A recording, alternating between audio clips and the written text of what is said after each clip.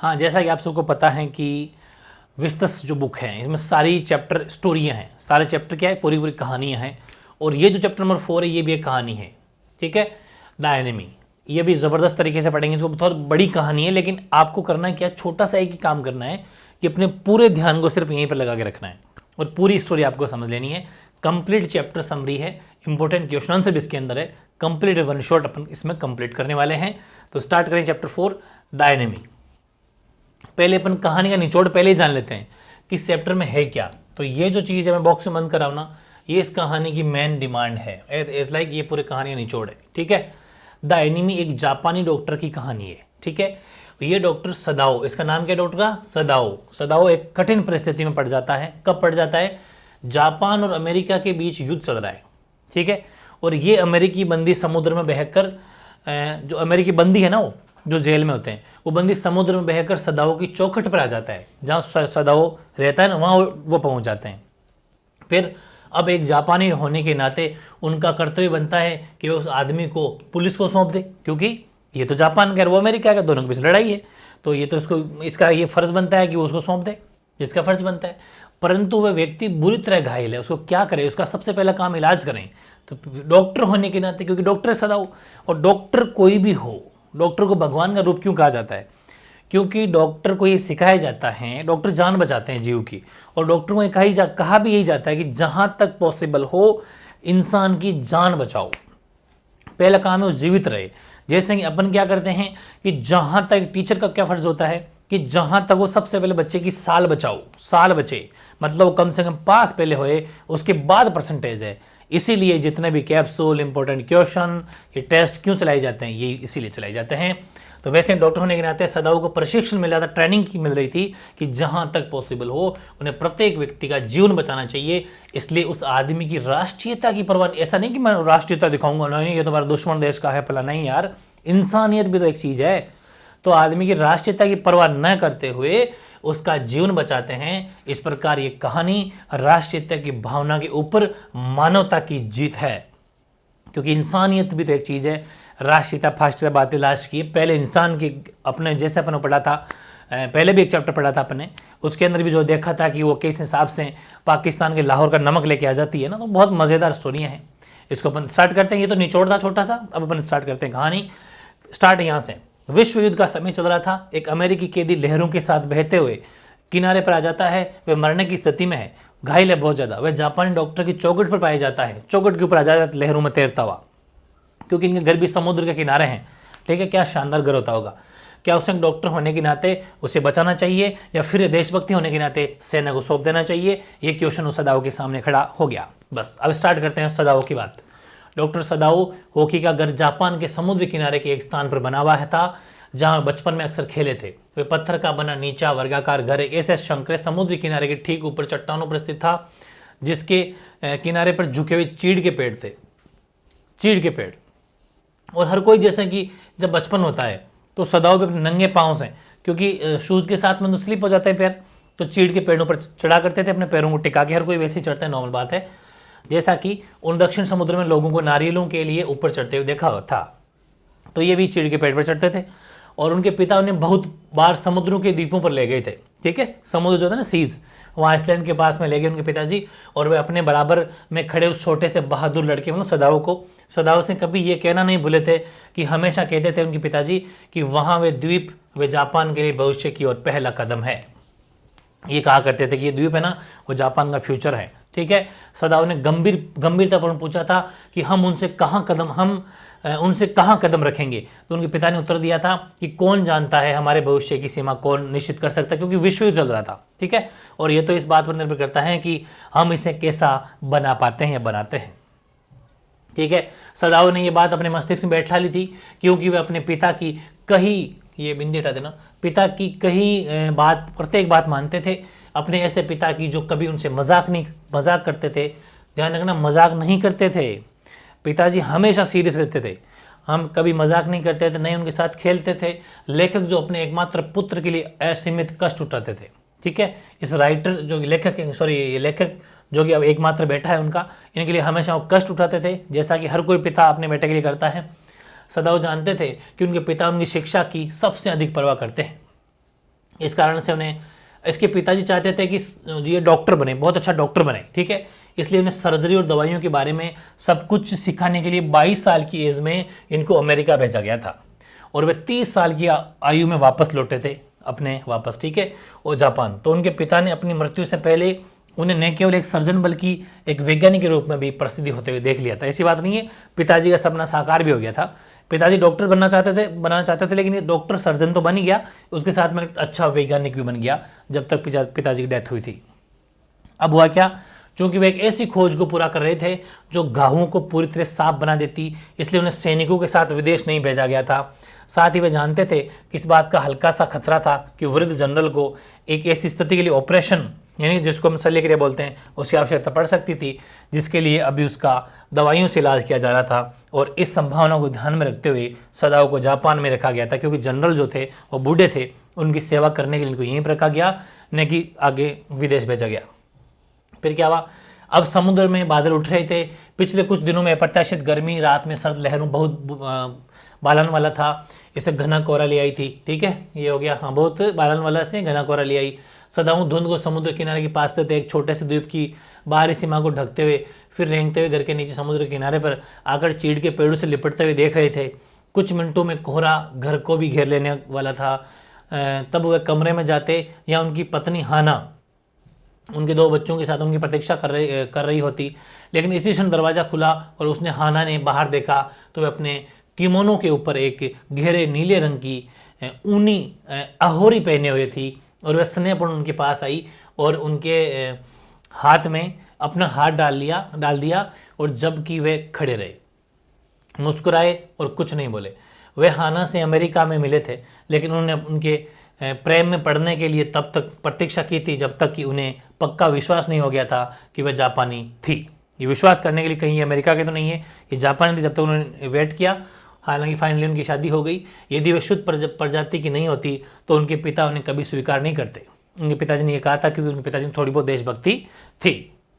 वे अक्सर सोचते थे कि यदि वे हाना से नहीं मिले होते तो वह किससे विवाह करते और कैसे सौभाग्य से वे उन्हें सर्वाधिक अनौपचारिक तरीके से, बिल्कुल ठीक कहा जाए तो अचानक से एक अमेरिकी प्रोफेसर के घर पर मिली थी। वे प्रोफेसर और उसकी पत्नी दयालु व्यक्ति थे। वे अपने जो भी थोड़े बहुत विदेशी छात्र थे उनके लिए कुछ करने को आतुर में उतावल रहते थे और छात्रों को भले ही वे उबाऊ लगता था लेकिन वो कुछ न कुछ उनके लिए दयालुतापूर्वक बातें करते रहते थे। ये थोड़ी बातें स्टोरी है, शुरू से स्टार्ट हो रही है कि ये जो डॉक्टर था ये कौन था, इसकी लाइफ कैसी थी, वो पूरी बताई जा रही है, ठीक है। तो डॉक्टर की ये प्रेम कहानी हो गई। फिर सदाओ ने हाना को बहुत बार बताया था कि कैसे वे रात को प्रोफेसर हार्ले के घर न जाते जाते भी चले गए, क्योंकि उनके घर के कमरे बहुत छोटे थे, भोजन बहुत खराब होता था। प्रोफेसर की पत्नी उत्साहित होकर बहुत बोलती थी लेकिन वे गए थे और वहाँ उन्हें हाना मिली थी जो कि एक नई छात्रा थी और सदाओ ने महसूस किया था कि यदि जरा भी संभव हो तो वे उसे प्रेम करेंगे अगर ये चाहेगी तो। अब उन्हें अपनी बाह पर उसके हाना के हाथ का एहसास हुआ और वे उस आनंद की ओर जागरूक हुए जो उन्हें अपनी बाह पर उसका हाथ होने पर प्राप्त हुआ था। हालांकि उनका विवाह हुए इतने वर्ष हो गए थे कि वे अब उनके 2 बच्चे थे, क्योंकि उन्होंने लापरवाही से अमेरिका में विवाह नहीं किया था। उन्हें स्कूल का अपना कार्य पूरा किया था और जापान में घर आ गए थे और अब उनके सदाओ के पिता ने उसे हाना को देखा था तो उनका विवाह परंपरागत जापानी तरीके से तय हुआ था। हालांकि सदाओ और हाना ने पहले ही सब कुछ तय कर लिया था कि वे पूर्णतः खुश थे और उसने हाना अपना गाल उनकी बाह पर टिका दिया, ठीक है। सिंपल सी बात है, तो कोई बड़ी बात नहीं है। इसी पल उन दोनों ने धुंध में से किसी काली चीज को बाहर आते देखा, ठीक है। एक आदमी था, उसे समुद्र से बाहर फेंक दिया गया। ऐसा लगता था कि किसी बड़ी लहर ने उसे बाहर उछाल दिया। वे कुछ कदम लड़खड़ाया, धुंध में उसकी आकृति सी दिखाई दी, उसके हाथ उसके सिर के ऊपर उठे हुए थे। फिर चक्कर काटती हुई धुंध ने उसे पुनः छिपा लिया। हाना चिल्लाई, वे कौन है? उसने सदाओ का हाथ छोड़ दिया और वे दोनों बरामदे की रेलिंग पर अब उन्होंने झुक गए, ठीक है, झुक गई। यहाँ पर ये थोड़ा आगे पीछे हो गया। उन्होंने पुनः उसे देखा, ये आगे पीछे हो गया थोड़ा सा ना, उन्होंने इधर कर लेंगे। वह आदमी अपने हाथों और घुटनों पर रेंग रहा था। फिर उन्होंने देखा कि वह मुंह के बल गिर गया और वहां लेट गया। सदाव ने कहा, शायद कोई मछुआरा होगा जो अपनी नाव से बहकर इधर आ गया होगा। यह कहते हुए तेजी से सीढ़ियों से उतरे और उनके सदाव के पीछे पीछे हाना भी आई और उसकी चौड़ी आस्तीन लहरा रही थी। चौड़ी आस्तीन जानते हो ना, शर्ट की आस्तीन, बाहें दोनों ओर 1-2 मील की दूरी पर मछुआरों के गांव थे, परंतु यहाँ तो मात्र खाली और सुनसान किनारा था, जो कि चट्टानों के कारण खतरनाक था। किनारे के उस ओर की समुद्री फैन चट्टानों के कारण नुकीली थी, यानी कि नुकीली चट्टानें छिपी थी ना वैसे। तो किसी तरह वह आदमी उनके होकर आ गया, मतलब उनसे उनके सारे कैसे न कैसे करके उनके पास पहुंच गया। वह अवश्य बुरी तरह घायल होगा। देखो ये अपने पहले निचोड़ पढ़ लिया, ये पूरी कहानी वही अब समझ में आ जाएगी आपकी, ठीक है। जब वे उसकी ओर आए तो देखा कि वास्तव में ऐसा ही था। उसके एक ओर लगी रेत पर पहले ही एक लाल धब्बा सा था, जो रक्त को सोखने के कारण बना हुआ था, ठीक है। रेत ऊपर उस मिट्टी डाली होगी रेत उसको रोकने के लिए, तो धब्बा सा बन गया था। सदाव ने कहा वह घायल है। वो जल्दी से उस आदमी के पास गए जो बिना हिले डुले लेटा हुआ था। उसका चेहरा रेत में था। उसके सिर पर एक पुरानी टोपी टिकी हुई थी जो समुद्र का पानी सोखे हुए थी। वे गीले फटे पुराने कपड़ों में था। सदाव रुके, हाना उनके बराबर में थी और सदाव ने उस आदमी का सिर घुमाया। उन्होंने उसका चेहरा देखा। हाना फुसफुसाई, एक श्वेत आदमी। हाना धीरे से बोली, अरे ये तो श्वेत आदमी है, मतलब ये तो अमेरिकन है। अब हाँ, ये श्वेत आदमी था, ठीक है। ऐसे दोनों ने आपस में बातें करी थोड़ी धीरे धीरे। उसकी गीली टोपी एक और गिर पड़ी और उसके भीगे बाल दिखाई दिए। उसके बाल लंबे थे, जैसे कई सप्ताह से कटे ही नहीं हो, लंबे लंबे बढ़ गए, ठीक है। और उसकी युवा वह सताए हुए चेहरे पर एक खुरदरी पीली दाढ़ी थी। वह बेहोश था और कुछ नहीं जानता था कि उन्होंने उसके लिए क्या किया था। अब सदाओ को घाव की याद आई और वह अपनी अनुभवी व कुशल उंगलियों से घाव को खोजने लगा। उनके स्पर्श से यानी घाव ताज़ा रक्त बह निकला, क्योंकि जैसे अपन के देखा होगा डॉक्टर जब भी कुछ देखते हैं तो एक बार यहाँ से फिनिशिंग करेंगे, तो थोड़ा से वो हट जाएगी ऊपर की स्किन, तो वहाँ से ब्लड तो आएगा। तो घाव ताज़ा हुआ तो रक्त बहने लग गया। सदाव ने उसकी कमर के नीचे भाग पर दाहिनी ओर देखा कि एक बंदूक का घाव पुनः खुल गया था, ठीक है। मांस बारूद के कारण काला पड़ गया था। किसी समय अधिक दिनों पहले नहीं, एक उस आदमी को गोली लगी थी, उसकी देखभाल नहीं की गई थी। ये दुर्भाग्य ही था कि चट्टान उसी घाव से टकरा गई थी। किस्मत था कि जहाँ गोली लगी थी, घाव लगाया था, उसी से वो चट्टान से भी टकरा गया, रॉक से। चट्टान में रॉक्स।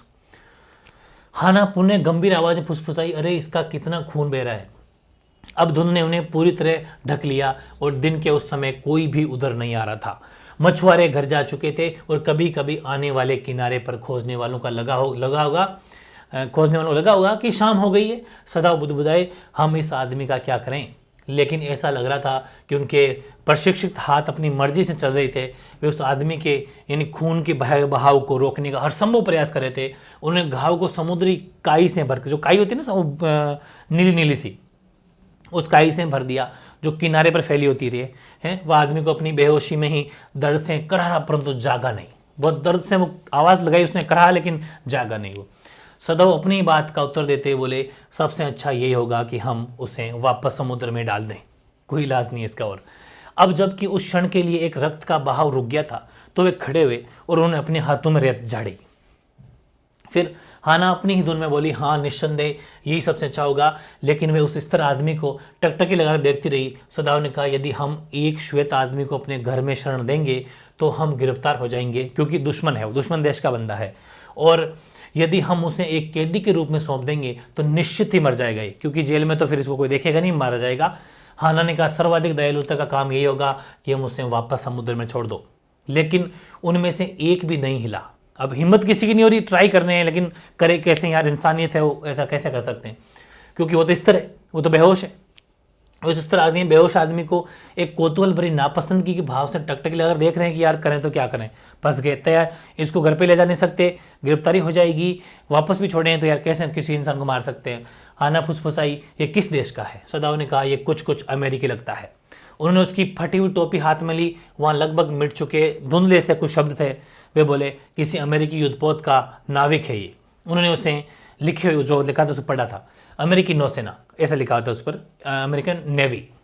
वह व्यक्ति एक युद्धबंदी था। हाना धीरे से चीखी, तेज आवाज ऐसे चीखी, वह बचकर भाग निकला है और इसीलिए वह घायल है। सदाव ने सहमत होते हुए कहा, पीठ में, मतलब घायल होने का यही कारण है, ठीक है, मतलब कि हाँ ये भागा है पीठ में, तभी इसकी गोली लगी है, ये ऐसी बात है ना, ऐसा है। तो वे एक दूसरे को देखते हुए सकुचाए थोड़े से ना। फिर हाना दृढ़ निश्चय के साथ बोली, आओ, क्या हम इसे वापस समुद्र में छोड़ सकते हैं। सदाव ने पूछा, यदि मैं ऐसा कर सकता हूं तो क्या तुम ऐसा करने को तैयार हो। हाना ने कहा, नहीं, लेकिन यदि तुम अकेले ऐसा कर पाओ तो बढ़िया होगा। बताओ फिर हिचकिचाए, दोनों आपस में से बातें कर रहे। उन्होंने कहा अजीब बात है ये कि यदि वह यह व्यक्ति पूर्णतः स्वस्थ होता तो मैं इसे बिना परेशानी के पुलिस को सौंप सकता था, मुझे इसकी ज़रा भी चिंता नहीं होती उस टाइम पर। ये मेरा शत्रु है बिल्कुल, ये तो इसमें तो कोई बात ही नहीं, क्योंकि दुश्मन है। अभी जैसे अभी पाकिस्तान का अगर भारत के अंदर कोई आ जाता है तो वो दुश्मन है, शत्रु देश का है। लेकिन इंसानियत बड़ी चीज़ होती है, इंसानियत भी तो एक चीज़ है। सारे अमेरिकी मेरे दुश्मन है और ये मात्र एक सामान्य व्यक्ति है। तुम देख रही हो इसका चेहरा कितना मुरझायापूर्ण है, मूर्खतापूर्ण है, लेकिन क्योंकि ये घायल है। हाना बोली तुम भी इसे वापस समुद्र में नहीं डाल सकते हो, तो बस एक काम किया जा सकता है, हम इसे घर के अंदर ले चलते हैं। सदाओ ने पूछा लेकिन नौकर लोग, है ना, वो बता देंगे? हम सीधे साधे उन्हें बता देंगे कि हमारा इरादा, वापस हाना के रिवाइव करिए, कि हम बता देंगे कि हमारा इरादा इसे पुलिस को सौंपने का है, जैसा कि हमें वास्तव में करना चाहिए। सदाओ, हमें बच्चों के बारे में और समाज में तुम्हारी स्थिति के बारे में भी सोचना चाहिए। यदि हम इस व्यक्ति को एक युद्धबंदी के रूप में नहीं सौंपते हैं तो हम सब खतरे में पड़ जाएंगे, ये वो कहती है। सदाओ ने सहमत तो एग्री होते कहा कि बिल्कुल बात सही है, निश्चित ही मैं इसके अलावा कुछ और करने की सोच भी नहीं सकता। इस प्रकार सहमत होकर उन्होंने साथ मिलकर उस आदमी को उठाया। वह बहुत हल्का था, पतला सा था, मरेल सा, और एक ऐसी छोटी सी चिड़िया की तरह जिसे एक लंबे समय तक आधा भूखा रखा गया हो, जब तक कि उसके केवल पंख और हड्डियों का ढांचा शेष न रह जाए। इस तरह वे उसे सीढ़ियों से ऊपर घर के एक और बने एक दरवाजे के अंदर ले गए। ले जाते समय उसकी बाहें लटकी हुई थी। ये दरवाज़ा एक बरामदे में खुलता था और उस बरामदे को पार करके वे उस व्यक्ति को एक खाली सोने के कमरे की ओर ले गए।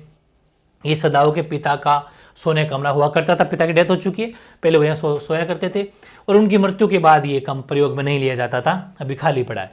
उन्होंने उस व्यक्ति को पूरी तरह चटाई बिछे हुए फर्श पर लिटा दिया। यहाँ प्रत्येक वस्तु जापानी थी। उस वृद्ध व्यक्ति यानी सदाओ के पिता को खुश रखने के लिए, जो अपने घर में कभी किसी विदेशी कुर्सी पर भी नहीं बैठते थे, वही तो मैं कह रहा हूँ, वो इसीलिए तो इन्होंने शादी भी नहीं की थी, जब तक कन्फर्म ना हो जाए कि हाना जो है वो जापानी है, क्योंकि इनके पिताजी बड़े देशभक्ति थी पिताजी में। नहीं किसी विदेशी बिस्तर पर सोते थे। हाना दीवार में बनी अलमारियों की ओर गई और एक दरवाज़ा खिसखिसाकर एक मुलायम रजाई निकाली। वह हिचकिचाई। वह रजाई फूलों के प्रिंट वाले कपड़ों से ढकी थी और उसका अस्तर शुद्ध सफ़ेद रेशम का था। वे परेशानी में बुदबुदाई, ये व्यक्ति बहुत गंदा है और इस मेरी पूरी रजाई को गंदी कर देगा। सदाओ ने सहमत होते हुए कहा हाँ, अच्छा होगा कि यदि इसे नहला दिया जाए। ठीक है, ऐसा तो क्या इसको सिलाएं। यदि तुम जाकर गर्म पानी लाओ, लाओ है ये, लाओ कर लेना, लाओ, तो मैं इसे नहला दूंगा। वह बोली मैं तुम्हारा इसे छूना सहन नहीं कर सकती हूँ, हमें नौकरों को बताना होगा कि वे यहाँ है। मैं अभी यूमी को बताती हूँ, वह कुछ देर के लिए बच्चों को छोड़कर इसे नहला देगी। सदाओ ने एक पल के लिए सोचा, फिर वह सहमत होते बोला कि चलो ठीक है, तुम यूमी को बता दो और मैं शेष नौकरों को बता देता हूँ। लेकिन उस व्यक्ति के बेहोश चेहरे पर पूरी तरह छाए पीलेपन ने उन्हें हृदय को इतना पिघला दिया था कि पहले उन्होंने झुककर उसकी नब्ज टटोली। कहीं सांस तो रुक गई है। नब्ज जानते हो नहीं, नब्ज, और नब्ज धीरे धीरे चल रही थी, परंतु चल रही थी। उन उस व्यक्ति के ठंडे सीने पर अपना हाथ रखा। हृदय भी अभी काम कर रहा है। ठीक है, सदाओ ने सोचते हुए कहा कि यदि इसका ऑपरेशन नहीं किया गया तो ये मर जाएगा। प्रश्न ये है कि क्या इसे दोनों ही स्थितियों में मरना नहीं है? बात ये है। फिर दोनों स्थितियों मतलब अगर ये जिंदा होता तो भी मारा जाएगा, जेल के अंदर सड़ेगा, मरेगा, और अभी मर रहा है तो भी मर रहा है। करें तो क्या करें? क्या इसको दोनों स्थितियों में मरना है कि नहीं मरना? क्या करें बताओ? करें, बचा भी लेंगे तो भी फाइनली इसको पुलिस को सौंपना पड़ेगा। हाना डर से चीख पड़ी, इसे बचाने की कोशिश मत करो, यदि हम जीवित रहा तो क्या होगा, है ना, यदि ये जीवित रहा तो क्या होगा। सदा उत्तर में बोले यदि यह मर गया तो क्या होगा।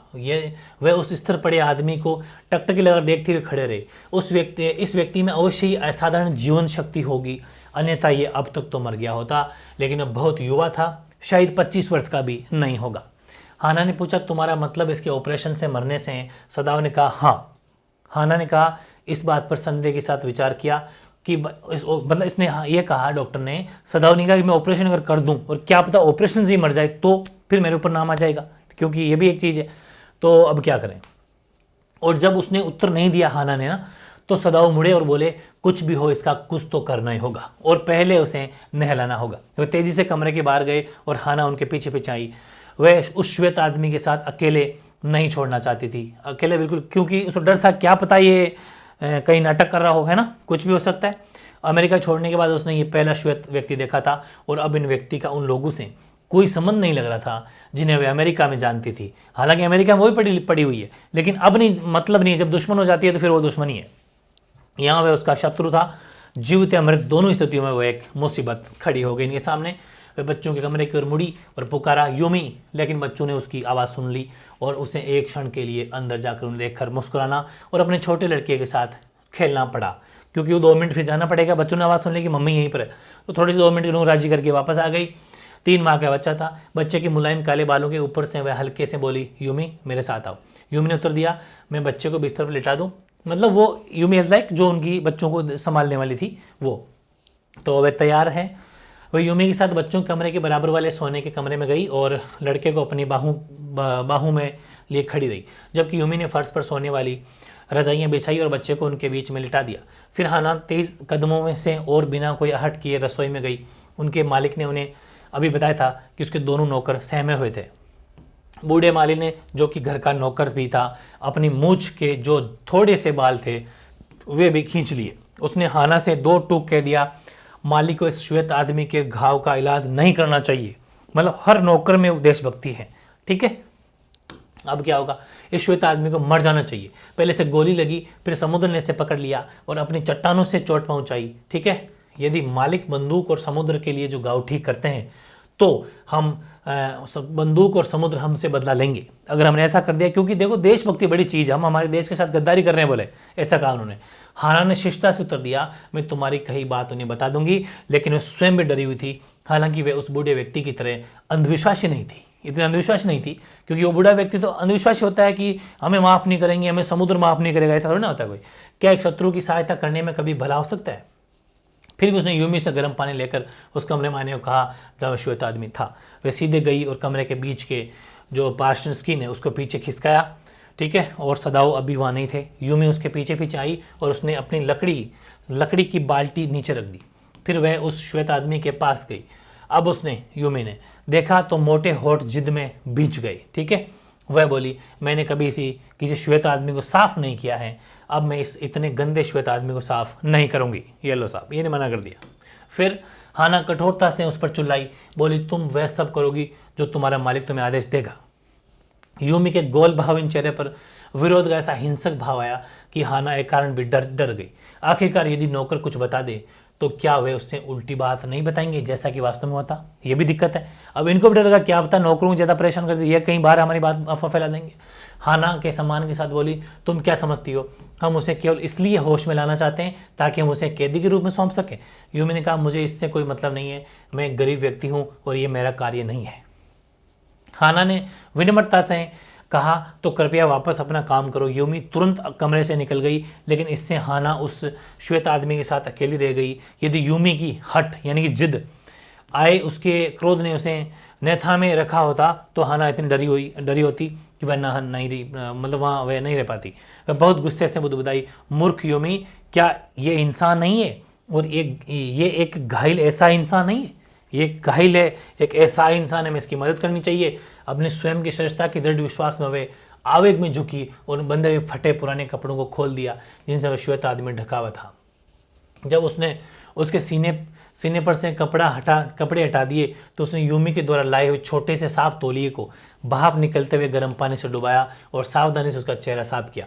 उस व्यक्ति की त्वचा हालांकि खुली रहने के कारण खुरदरी हो गई थी, फिर भी बहुत अच्छी बनावट की थी, क्योंकि यंग था वो, और बचपन में अवश्य सुनहरे पीले रंग की रही होगी। इन विचारों में खोई हुई वह हालांकि अब उस व्यक्ति को वास्तव में अधिक अच्छा नहीं समझ रही थी, क्योंकि वह बच्चा नहीं था। उसे साफ करती रही जब तक कि उसका ऊपरी शरीर बिल्कुल साफ नहीं हो गया, लेकिन उसे पलटने की हिम्मत नहीं हुई, वापस चेंज करने की हिम्मत। पीछे सदाओ कहाँ थे? जबकि उसका गुस्सा उतर रहा था, वह फिर चिंतित थी। वह अपने हाथ गलत तौलिए से पहुँचती हुई उठी। फिर ये सोचकर कि उस व्यक्ति को ठंड न लग जाए, उसने उस पर रजाई डाल दी। उसने धीरे से पुकारा, सदाओ। जब उसने पुकारा, वे अंदर आने वाले थे। उनका हाथ दरवाजे पर ही था और अब उन्होंने दरवाज़ा खोला। उसने देखा कि वे अपना सर्जरी यानी कि सर्जरी वाला जो आपातकालीन काम आने वाले जो बैग होता है, उसको अपना सर्जन का कोट पहने हुए बिल्कुल मतलब रेडी होके आ रहे थे, जैसे कि वो ऑपरेशन थिएटर में जाते हैं, ओटी में जाते हैं, वैसे रेडी होके। बच्चे की, तुमने ऑपरेशन करने का निर्णय कर लिया है? उन्होंने बस इतना कहा, हाँ। उन्होंने उसकी ओर से पीठ फेरी और टोकोनमा एल्कोव के फर्श पर एक कीटाणु रहित किया गया, मतलब उसको जैसे कि डॉक्टर करते हैं वो किया। तौलिया खोला, उस पर अपने औजार बाहर रख दिए। उन्होंने बस इतना कहा, तौली लाओ। वह आज्ञा का पालन करते हुए लिनेन यानी एक प्रकार का मुलायम कपड़ा के मतलब के खानों के पास गई और तौलिया निकाले। इस समय उसे बहुत चिंता हो रही थी। उसने सोचा कि कुछ मतलब पुराने चटाई के जो टुकड़े हैं वो भी होने चाहिए, जिससे कि फर्श पर बिछी हुई सुंदर चटाई खराब न हो। वह बाहर पीछे की ओर बने बरामदे में गई, जहाँ माली चटाई की पट्टियाँ वगैरह रखता था। ठंडी रातों में कोमल झाड़ियों को ढकने के लिए काम आती थी वो वहाँ से एक हाथ में पट्टियाँ ले आई, ताकि क्योंकि अभी जो सफाई करेंगे इसकी, जो अभी ऑपरेशन करेंगे तो ब्लड निकलेगा तो यहीं रख देंगे। लेकिन जब वह वापस कमरे में गई तो उसने देखा कि वह चटाई की पट्टियाँ लाना बेकार रहा, क्योंकि उस व्यक्ति के घाव के बराव से रिस कर खून पहले ही बार आ चुका था और इसने उसके नीचे बिछी चटाई को पहले ही खराब कर दिया था। ठीक है, वह चिल्लाई, अरे चटाई। सदाओ ने मानो लापरवाही से उत्तर दिया, हाँ ये खराब हो गई है। उन्होंने उसे आदेश दिया, इसे यानी घायल सिपाही को पलटने में मेरी हेल्प करो, थोड़ी चेंज करते हैं इसको ना, उल्टा करते हैं। उसने बिना कुछ कहे उनकी बात मानी और उन्होंने सदाओ ने मतलब सावधानी से उसकी कमर को साफ करना शुरू कर दिया। बोली, यूमी ने इसे साफ नहीं किया था इसलिए मुझे करना पड़ रहा है, यूमी ने साफ इसको नहीं किया। सदाओ ने अपनी तेज और सटीक गतिविधि से एक पल के लिए नहीं रुकते हुए पूछा, तो फिर क्या तुमने इसे साफ किया? वह बोली, हाँ, क्योंकि यूमी ने नहीं किया था। बोले, अच्छा। तो ऐसा लगा उन्होंने उसकी बात नहीं सुनी, लेकिन उसे उनके काम करते समय इस तरह तल्लीनता की आदत थी, क्योंकि वह जब काम करते थे वो बिल्कुल फालतू में कहीं पर ध्यान देते नहीं थे, तो काम में बिजी थे, तो उसकी बात सुनी भी नहीं कि मैंने साफ किया था, उसने ऐसा कहा था ना, वो सुनी भी नहीं थी। एक पल के लिए सोचा कि जहाँ तक उनके द्वारा इतनी अच्छी तरह किए जा रहे काम की बात थी, तो क्या उन्हें इस बात से कोई फर्क पड़ता था कि वह किस शरीर का काम कर रहे थे। उन्होंने कहा, यदि इसे आवश्यकता हुई तो तुम्हें इसे बेहोशी की दवा देनी होगी। उसने भावशून्यता से दोहराया, मैंने कभी ये काम नहीं किया। उन्होंने अधीरता से कहा, ये बहुत आसान है। अब वह मतलब उसके घाव का भराव बाहर निकाल रहे थे, जो भी उसमें कुछ था, और खून तेजी से बहने लगा। उन्होंने अपने माथे पर बंदी चमकीली सर्जन की लाइट से घाव में झांका। देखा होगा आप, लाइट जो लगी थी सिर के ऊपर। उन्होंने ठंडी रुचि से कहा, गोली अब भी घाव में है। मैं सोच रहा हूँ कि चट्टान से बना घाव कितना गहरा है। यदि वह ये बहुत गहरा नहीं होगा तो शायद मैं गोली निकाल दूंगा, लेकिन खून का बहाव सतही नहीं है, खून का घाव गहराई से मतलब ज़्यादा है, तो इसका खून काफ़ी बह गया है। इस क्षण हाना का गला रुंध गया। डॉक्टर सदाओ ने ऊपर देखा और ध्यान दिया कि उसकी पत्नी के चेहरे पर रंग गंधक जैसा थोड़ा पीला पड़ गया था। उन्होंने तीखेपन से कहा, बेहोश मत हो, मतलब तू कहीं बेहोश मत हो जाना। उन्हें अपना छानबीन करने वाला औजार नीचे नहीं रखा। यदि मैं इस समय रुक जाऊंगा तो ये आदमी निश्चित ही मर जाएगा, क्योंकि ब्लड तो बह ही रहा है, अब इसका इलाज करना पड़ेगा। उसने यानी कि हाना ने अपने हाथों में अपना मुंह बेचा और उछल कर कमरे से बाहर भागी। डॉक्टर सदाओ ने बाहर बगीचे में उसे उबकाई लेते सुना, लेकिन उन्होंने अपना काम जारी रखा। उबकाई मतलब जैसे वॉमिट कर देते हैं, इज लाइक। उन्हें सोचा कि उसके इन हाना के अपना पेट खाली करना अच्छा रहेगा। वे भूल गए थे कि वास्तव में उसने कभी कोई ऑपरेशन देखा नहीं है, लेकिन उसकी परेशानी और स्वयं की उसके पास जाने की अक्षमता ने उन्हें तुरंत उस आदमी के प्रति अधीर और चिड़चिड़ा बना दिया, जो उनके चाकू के नीचे मरे हुए की भांति पड़ा था। उन्हें सोचा, यह आदमी, दुनिया में इसके जीवित रहने का कोई कारण नहीं है। अनजाने में ही इस विचार ने उन्हें निर्दयी बना दिया और वह अपने काम में तेजी से बढ़े। वह आदमी अपने स्वप्न में मतलब बेहोशी करा, लेकिन सदाओ ने कोई ध्यान नहीं दिया। मतलब वो सपने में बेहोशी में थोड़ा करा ऐसे आवाज़ की, लेकिन ध्यान नहीं दिया, क्योंकि वो जब काम करते थे बिल्कुल एकदम कहते हैं ना उसमें खो के करते थे, सिवाय इसके कि उस पर बड़बड़ाए। वह बड़बड़ाए, कराओ चाहते तो कराओ। मतलब उसने कहा कि जितना चिल्लाना चिल्ला, मुझे कोई फर्क नहीं पड़ता, मैं अपनी खुशी के लिए नहीं कर रहा हूँ ये ऑपरेशन, ध्यान रखना। वास्तव में मुझे पता ही नहीं है कि मैं ये क्यों कर रहा हूँ, लेकिन कर रहा हूँ। ठीक है, अगला देखो। दरवाज़ा खुला और हाना पुणे वहाँ आ गई। उसने स्पष्ट आवाज़ में पूछा, बेहोशी की दवाई कहाँ है? सदाओ ने अपनी ठोड़ी से इशारा किया। उन्होंने कहा, अच्छा हुआ कि तुम वापस आ गई। ये व्यक्ति हिलने लगा है। उसने अपने हाथ में दवाई की बोतल और थोड़ी सी रुई ले ली। उसने पूछा, लेकिन ये कैसे करूं? सदाओ ने एक पल की भी देरी किए बिना अपने कार्य को सूक्ष्म जटिल जानकारी देते हुए उत्तर दिया, बस रुई को भिगोकर उसके नथुनों के पास पकड़े रखो। ठीक है, जब इससे सांस लेने में परेशानी हो तो थोड़ा सा हटा लेना, जब तक पकड़े रखो। वह उसने सोए अमेरिकी नागरिक के चेहरे के पास बैठ गई। उसने सोचा कि वह दयनीय से दुबला चेहरा था, ठीक है, और उसके होंठ ऐंठे हुए थे। उस आदमी को एहसास हो या ना हो, उसे कष्ट हो रहा रूप था। उसे देखकर उसने मतलब जो है कि हाना ने सोचा कि क्या वे कहानियाँ सस्ती जो कभी कभी बंदियों के कष्टों के बारे में सुनते थे, ठीक है, ये भी बंदी था बड़ा तकलीफ में, क्योंकि बंदियों की बड़ी हालत गंभीर रखती है, वे अफवाह के स्फुर झिलमिलाहट की भांति आती थी, जिन्हें मौखिक रूप से सुनाया जाता था और जिनका सदा विरोध किया जाता था। ऐसी कहानियाँ सुनती थी पहले। समाचार पत्रों में हमेशा से खबरें रहती थी कि जापानी सेनाएं जहाँ भी जाती थी, लोग अपनी स्वतंत्रता पर आनंद की चीखों के साथ प्रसन्नता से उनका स्वागत करते थे। लेकिन कभी कभी उसे, यानी कि हाना, जनरल ताकीमा जैसे लोग याद आते थे, जो घर पर अपनी पत्नी को निर्दयता से पीटता था। यदि भी कोई अब इस बात का उल्लेख नहीं करता था कि उसने मंचूरिया से इतना विजयी युद्ध लड़ा था। यदि उसके जैसा कोई व्यक्ति अपने अधीन एक स्त्री के प्रति इतना निर्दयी हो सकता है, तो क्या वे उदाहरण के लिए इस जैसे व्यक्ति, यानी जो युद्धबंदी है, उसके प्रति निर्दयी नहीं होगा? उसने चिंता से आशा की इस आदमी को यातना ही न दी गई हो। इसी क्षण उसने उसके कान के नीचे, ठीक नीचे गर्दन पर घाव के गहरे लाल निशान देखे, ठीक है। वह अपनी नजरें सदाओं की ओर उठाते हुए बुदबुदाई ये निशान, लेकिन उन्होंने उत्तर नहीं दिया, क्योंकि वो तो जब काम करते हैं बिल्कुल खो के काम करते हैं। इस समय महसूस हुआ कि उनके औजार की नोक जो है वो उस आदमी के गुर्दे के पास में खतरनाक रूप से किसी कठोर चीज से टकराई है। वह विचार शून्य हो गए। उन्हें मात्र शून्य आनंद की अनुभूति हुई, ठीक है, उन्हें मात्र शुद्ध आनंद की अनुभूति हुई कि अच्छा यहाँ पर कुछ है। उसने अपनी उंगलियों से कोमलता से टटोला, तो जो कि मानव शरीर के प्रत्येक सूक्ष्म भाग से परिचित थी। उन्हें शरीर रचना विज्ञान के वृद्ध अमेरिकी प्रोफेसर ने ये जो है ज्ञान परखना सिखाया भी था कि कैसे पहचानते हैं। मानव शरीर का ज्ञान न होना एक सर्जन का सबसे बड़ा पाप है। मानव शरीर का तो ज्ञान होगा इस सर्जन को कि कौन सी हड्डियां कहाँ पर है, क्या क्या शरीर होता है। श्रीमान वे प्रत्येक वर्ष अपनी कक्षाओं में गर्जा करते थे। शरीर के इस प्रकार के संपूर्ण ज्ञान के बिना, जैसे कि आपने स्वयं शरीर को बनाया हो, ऑपरेशन करना हत्या से कुछ कम नहीं है। ज्ञान होना जरूरी है। सदा बड़बड़ाई मेरे मित्र, ये गुर्दे पर जरा भी नहीं है। जब वे ऑपरेशन में खो जाते थे तो उनकी अपने मरीज से बड़बड़ाने की आदत थी। मरीज से मतलब कि कहते होंगे कि कैसा है तो ये रोल, मैं कोई ये कर रहा हूँ, वो कर रहा हूँ, होते ना कोई वैसे बड़बड़ाते थे। वे हमेशा अपने मरीजों को मेरे मित्र कहकर पुकारते थे, मेरे मित्र। और इस समय भी वह भूलकर ये व्यक्ति उनका शत्रु है, उन्होंने ऐसा ही किया, ठीक है। फिर तेजी से सबसे सफाई के साथ और सबसे सटीक चीरे के साथ उन्होंने गोली बाहर निकाल दी। वह आदमी कांपा, किंतु वह अब भी बेहोश था। फिर भी कुछ अंग्रेजी शब्द बुदबुदाया, क्योंकि वो तो अमेरिका का था ना, तो रूंधे हुए गले से बुदबुदाया, अंतड़ियाँ उन्होंने निकाल ली, मेरी अंतड़ियाँ। अच्छा, उसने ऐसा कहा कि नहीं मेरी अंतड़ियाँ निकाली किसी ने, क्योंकि बेचारा बंदी था, हमेशा उसके साथ में जुल्म होता था। उसने यही शब्द बोले। हाना तेजी से चिल्लाई, सदाओ ने कहा चुप रहो। वे आदमी फिर से इतनी गहरी शांति में डूब गया कि सदाओ ने उसकी कलाई उठाई और स्पर्श से नफरत करते हुए, स्पर्श मतलब उसने टच करा तो भी नफरत है कि मैं तेरे को छूं भी क्यों रहा हूँ। लेकिन हाँ, नब्ज थी, बहुत धीमी, बहुत कमज़ोर, पर यदि वे उस आदमी को जीवित रखना चाहते थे तो आशा बनाने के लिए काफ़ी थी कि हाँ, जिंदा तो है। उन्होंने सोचा, पर निश्चित रूप से मैं इस आदमी को जीवित रखना ही चाहता हूँ। उन्होंने हाना से कहा, और बेहोशी की दवाई नहीं, अब बेहोश मत देना इसको। वे इतनी तेज़ी से मुड़े जैसे कि वे कभी रुके ही नहीं हो। उन्होंने अपनी दवाइयों में से एक छोटी सी चुनी और उसने एक इंजेक्शन देने वाली सिरिंज भरी, है ना, सिरिंज भरी, और वह इससे मरीज की बाहें उसमें घुसा दिया। फिर सुई को नीचे रखकर उन्होंने पुनः उस आदमी की कलाई पकड़ी।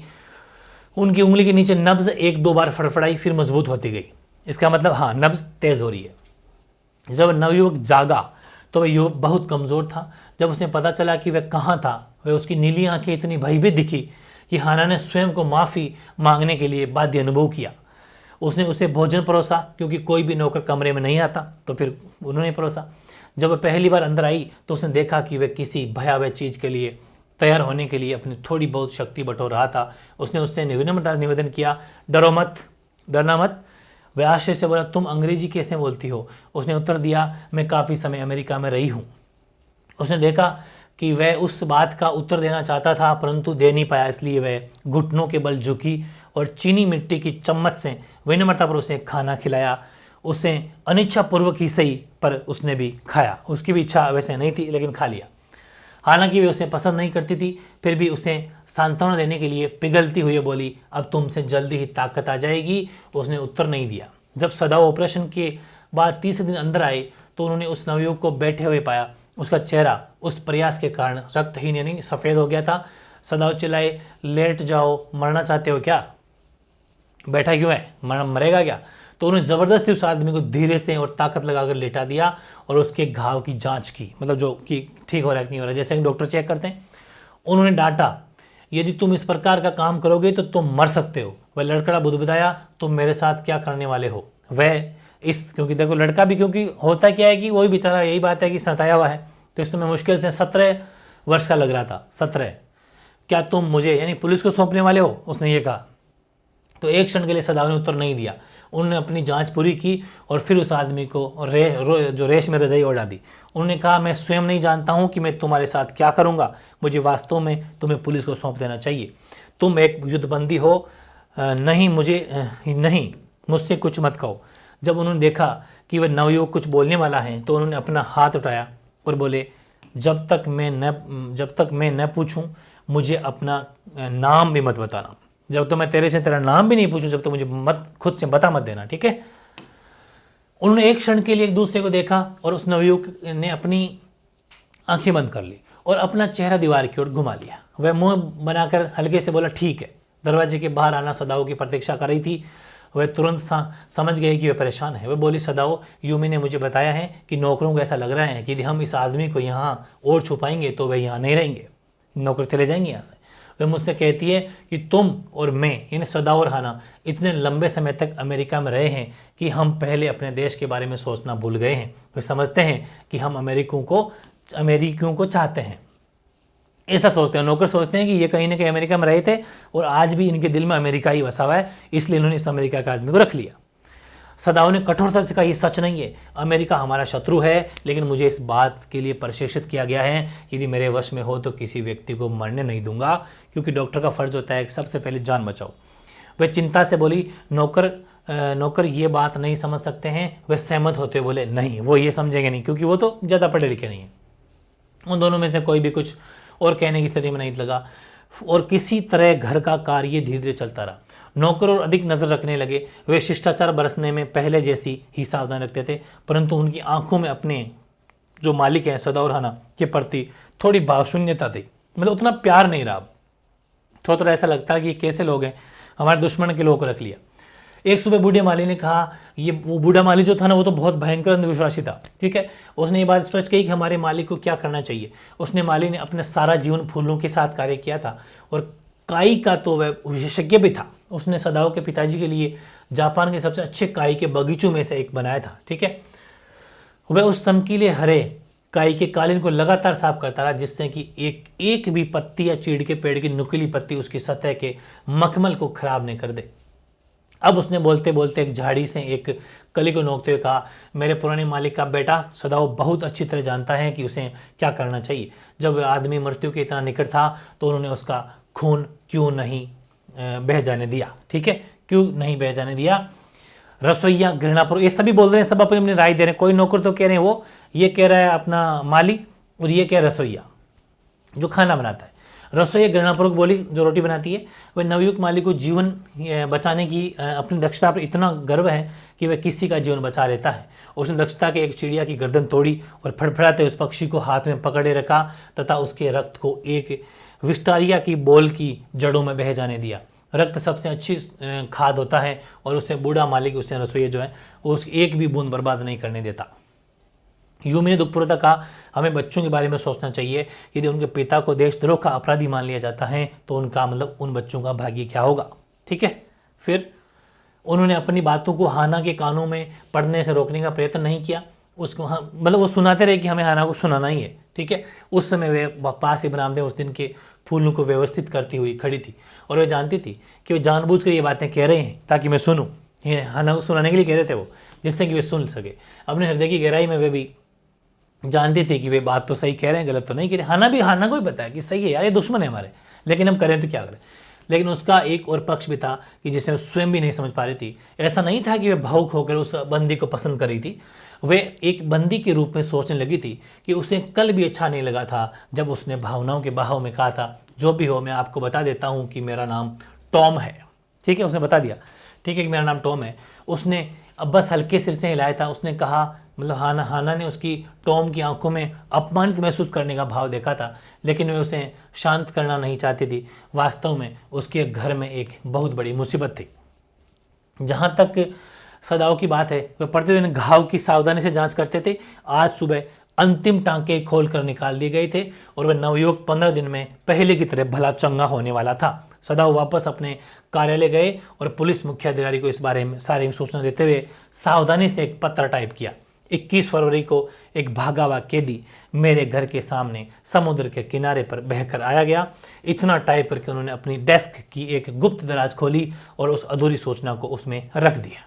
ठीक है, फिर देखो उसके बाद 7वें दिन 2 चीजें हुई। प्रातःकाल नौकरों ने साथ साथ काम छोड़ दिया, सारे के नौकर चले गए और उन सामान बड़ी बड़ी चौकोर सूती गठरियों में बंधे थे। जब प्रातः हाना उठी तो कुछ काम नहीं हुआ था, घर की सफाई नहीं हुई और भोजन तैयार नहीं हुआ, क्योंकि नौकर तो चले गए, सबके सब घर छोड़ गए। और वह समझ गई कि इसका क्या मतलब था। वह दुखी हुई और भयभीत थी, लेकिन मालकिन होने के उसके गर्व ने उसे ये भाव दिखाने नहीं दिया, क्योंकि उसे पता था कि कोई बात नहीं, मेरा घर है, मैं तो रहूँगी, नौकर चले गए तो कोई बात नहीं। इसके बजाय जब रसोई घर में उसके सामने आई तो उसने गरिमापूर्ण ढंग से अपना सिर हिलाया और उन्हें उनके पैसे दिए और उनके सबके लिए धन्यवाद दिया जो उन्होंने उसके लिए किया था। वे रो रहे थे, वे नहीं रोई। उस रसोईया और माली ने सदाओं की तब से सेवा की, ठीक है, सेवा की थी जब से वे उनके पिता घर में एक छोटे लड़के के थे ना, तब से सेवा कर रहे थे वो सभी। और योमी बच्चों के कारण रो रही थी। वे इतनी दुखी थी कि जा चुकने के बाद वापस दौड़कर हाना के पास आ गई, क्योंकि बच्चे हैं ना, बच्चों को वो मतलब योमी जो है वो देखभाल करती थी और बच्चे सबको अच्छे लगते हैं, तो वहाँ बच्चों को छोड़ के जाए तो कैसे जाए। यदि छोटा बच्चे को आज रात मेरी बहुत अधिक याद आए तो मुझे बुला लेना, मैं आ जाऊंगी, ठीक है, बुला लेना, मैं अपने घर पर जा रही हूँ और आप जानती हो कि मेरा घर कहाँ है। हाना ने मुस्कुराते हुए कहा धन्यवाद, परंतु उसने स्वयं से कहा, मतलब अपने मन में सोचा कि बच्चा कितना ही क्यों न रोए, ये यूमी को तो नहीं बुलाएगी, ये तो सीधी सी बात, तो घर के छोड़ के जाएगा, उसको थोड़ा ना बुलाते हैं वापस। ठीक है, उसने नाश्ता बनाया और सदाओं ने बच्चों को संभाला। उन दोनों से किसी ने भी नौकरों के बारे में बात नहीं की, आपस में किसी ने दोनों हस्बैंड वाइफ ने बात नहीं करी कि हमारे नौकर चले गए, कोई बात नहीं, सबको क्यों, दोनों को पता है क्या इशू है। इस तथ्य की सिवा कि वे चले गए थे, लेकिन बंदी के लिए प्रातः का भोजन ले जा चुकने के बाद हाना वापस सदाओं के पास आई और अब क्या करा, अब उसने पूछा कि हमें जो करना चाहिए हम उसे स्पष्ट रूप से क्यों नहीं देख पा रहे हैं। यहाँ तक कि नौकर भी हमसे अधिक स्पष्ट रूप से देख रहे हैं, हम दूसरे जापानी लोगों से अलग क्यों हैं। सदाओं ने उत्तर नहीं दिया, लेकिन कुछ देर बाद वे उस कमरे में गए, वहाँ वे बंदी था और उसने रूखेपन के साथ बोले, आज तुम अपने पैरों पर खड़े हो सकते हो, मैं चाहता हूँ कि तुम एक बार में केवल 5 मिनट खड़े रहो, ठीक है, ये मैं चाहता हूँ। कल तुम इसे दोगुने लंबे से 10 मिनट तक रह जाना और इस तरह कोशिश करते रहना, अच्छा होगा जितने जल्दी संभव हो तुम्हारी ताकत वापस आ जाए। उन्होंने उस युवा चेहरे पर भय की झलक देखी जो अभी तक बहुत पीला था। लड़का बड़बड़ाया, ठीक है, मतलब मैं ऐसा कर लूँगा। स्पष्ट रूप से उसने कुछ और कहने का पक्का मन बना रखा था। डॉक्टर, मुझे लगता है मुझे अपना जीवन बचाने के लिए आपको धन्यवाद देना चाहिए, ये ऐसा कुछ कहना चाह रहा होगा वो मन में। सदाओं ने ठंडेपन से कहा, इतनी जल्दी मुझे धन्यवाद मत दो। उन्होंने हालांकि कह भी दिया, ठीक है। उन्हें पुनः उस लड़के की आंखों में भय की झलक देखी, इतना स्पष्ट जितना कि एक पशु की आंखों में होता है, क्योंकि उसे डर था कि पक्का ये मुझे पुलिस के हवाले तो करेंगे। उसकी गर्दन पर पड़े घावों के निशान एक पल के लिए गहरे लाल रंग के हो गए थे। वे निशान ये वे कैसे बने थे, सदाओं ने यह नहीं पूछा। दोपहर में दूसरी बात हुई, ऐसा परिश्रम करती हुई जिसकी कि उससे आदत नहीं थी। हाना ने आधिकारिक वर्दी पहने एक संदेशवाहक को दरवाजे पर आता देखा, ठीक है, आधिकारिक वर्दी पहने हुए, इसका मतलब ये है कि पक्का नौकरों ने कोई शिकायत कर दी होगी। उसके हाथ कमजोर पड़ गए, कांपने लगे और सांस मारना रुक गई। नौकरों ने पहले ही यानी सब कुछ बता दिया होगा, ये वो हाना ने सोचा। वह हाँपती हुई दौड़कर सदाओं के पास गई। उसकी स्थिति एक भी शब्द बोलने वाली नहीं थी, लेकिन तब तक वह संदेशवाहक बगीचे से होते हुए सीधे साधे उसके पीछे पीछे आ गया था। उसने मतलब हाना ने ऐसा ढंग से उसकी संदेशवाहक की ओर इशारा किया। सदाओं ने अपनी पुस्तक से ऊपर देखा। वे अपने कार्यालय में थे, जिसका दूसरा भाग बगीचे में खुलता था, ठीक है, जिससे कि दक्षिण की ओर से पड़ने वाली धूप मिल सके। उन्होंने संदेशवाहक से पूछा, क्या बात है, और फिर उसकी वर्दी देखकर वे खड़े हो गए। उस आदमी ने कहा, आपको महल में आना है। बूढ़े जनरल को फिर से दर्द हो रहा था। अच्छा, सोचा कि चाहिए तो वो है जो बूढ़े जनरल को, क्योंकि इनके पिताजी ने ये कहा था ना कि बूढ़े जनरल को कभी भी जो है तबीयत खराब हो सकती है, इसलिए डॉक्टर आपको यहीं पर रहना, विदेश में नहीं जाना, इसलिए डॉक्टर ये जो है यहीं पर रहते थे। हाना ने सांस लेते कहा, ओ बस सही बात, ये बात है। उसने सोचा इसका मतलब नौकरों ने बात तो भी नहीं कही है। इन्होंने सोचा पुलिस आ गई, जबकि ये तो वो थे जो जनरल के नीचे काम करते थे, क्योंकि इन डॉक्टर को बुला के ले जाते थे वो। उस संदेशवाहक ने आश्चर्य से कहा, यही क्या, ये काफ़ी नहीं है? उसे क्या पता ऐसा मामला है। वह उत्तर में बोली, वास्तव में यही काफ़ी है, मुझे खेद है, सॉरी। ठीक है, अगला देखो। जब सदाओ अलविदा कहने के लिए आए, वह रसोई घर में थी, लेकिन कुछ कर नहीं रही थी। जैसे डॉक्टर को घर छोड़ के कभी जाते हैं ना थोड़ी बार की, भाई चलो मैं मिलता हूँ, ऐसे तो उससे बोल, वो है अलविदा वाला वर्ड, वो बाकी कोई बड़ी चीज़ नहीं, परमानेंट नहीं जा रही है, ये इलाज करने के लिए जा रहे हैं। बच्चे सोए हुए थे, वे एक क्षण के लिए आराम करने को बैठी हुई थी। वे काम की अपेक्षा अपने डर के कारण अधिक थकी हुई थी। काम से कोई नहीं थकता, डर थका लेता है। वे बोली, मुझे लगा वे लोग तुम्हें गिरफ्तार करने आए। उन्होंने उसकी चिंतित नज़रों में नजरें डालकर देखा। उन्होंने परेशानी में कहा, तुम्हारी खातिर मुझे इस आदमी ने छुटकारा पाना होगा, किसी भी तरह मुझे इससे छुटकारा पाना ही होगा। सदाओ जनरल से मिलने जाता है। जनरल ने कमजोरी से कहा, वास्तव में मैं पूरी तरह समझता हूँ, लेकिन ऐसा इसलिए है क्योंकि मैंने एक समय प्रिंसटन यानी अमेरिका में एक डिग्री ली थी जो बहुत कम जापानियों के पास है।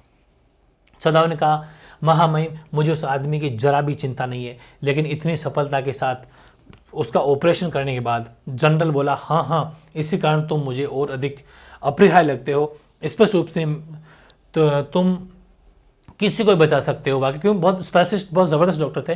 तुम इतने दक्ष हो, इतने मतलब कहते हैं स्किल हो।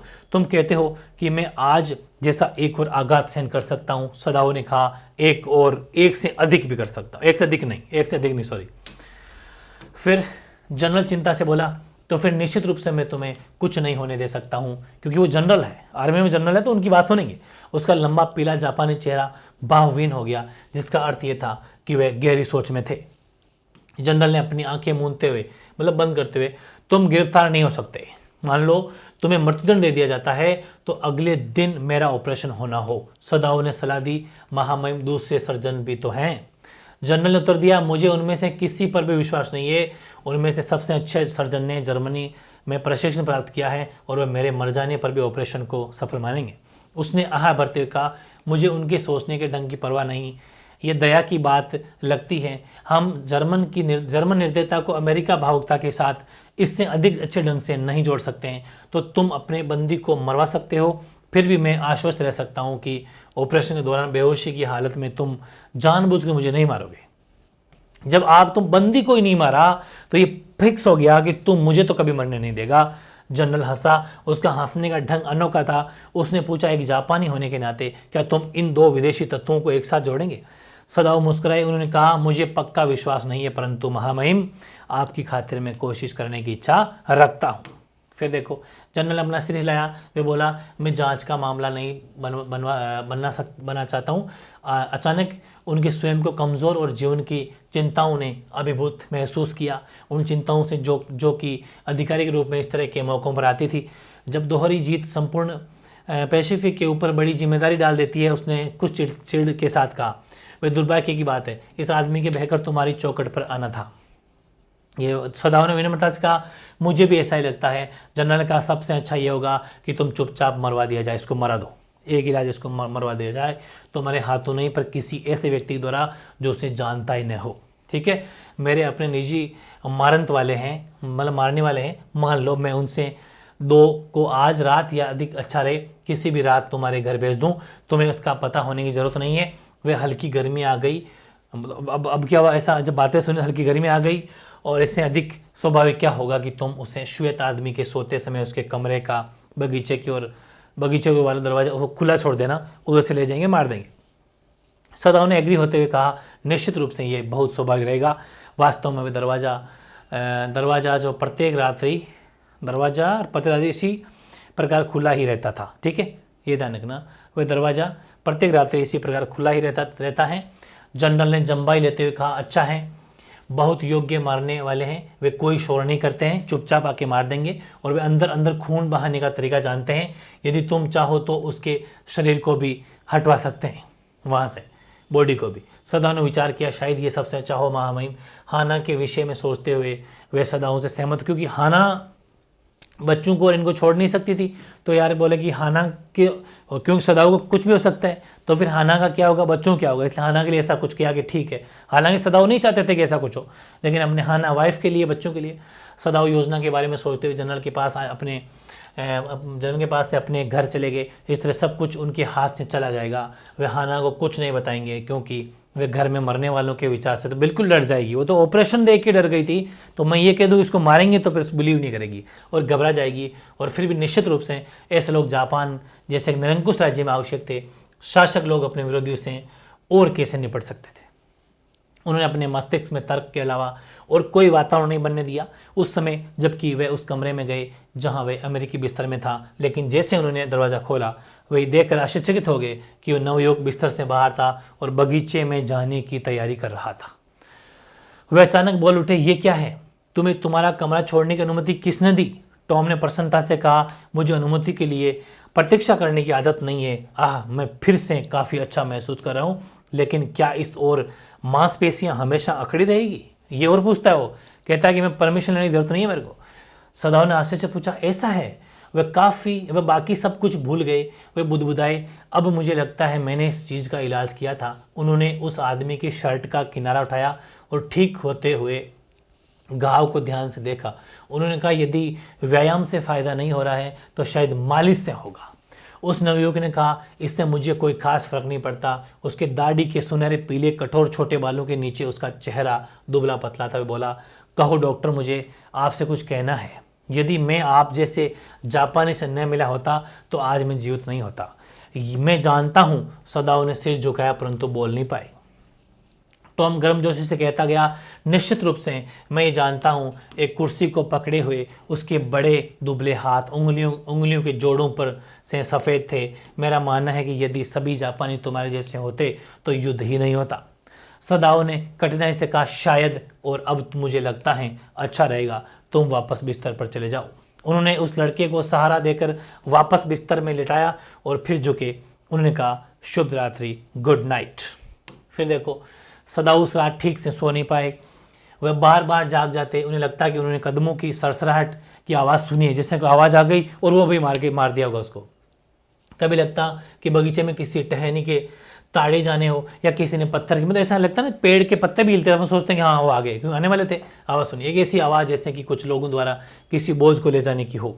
अगले प्रातः उन्होंने अतिथि कक्ष में पहले जाने का बहाना बनाया। यदि वह अमेरिकी जा चुका होता तो वे हाना से सीधे साधे कह देते कि जनरल का निर्देश था। लेकिन जब उन्होंने दरवाज़ा खोला तो उन्हें तुरंत देखा तकिए पर वह खुरदरा सुनहरा पीला सिर था। वे नींद में शांतिपूर्ण ढंग से चलती सांस की आवाज़ सुन पा रहे थे और उन्होंने चुपचाप दरवाज़ा पुनः वापस बंद कर दिया कि इसका मतलब ये है कि आज रात तो वो नहीं आए, अभी जिंदा है वो, और मतलब यहीं पर है।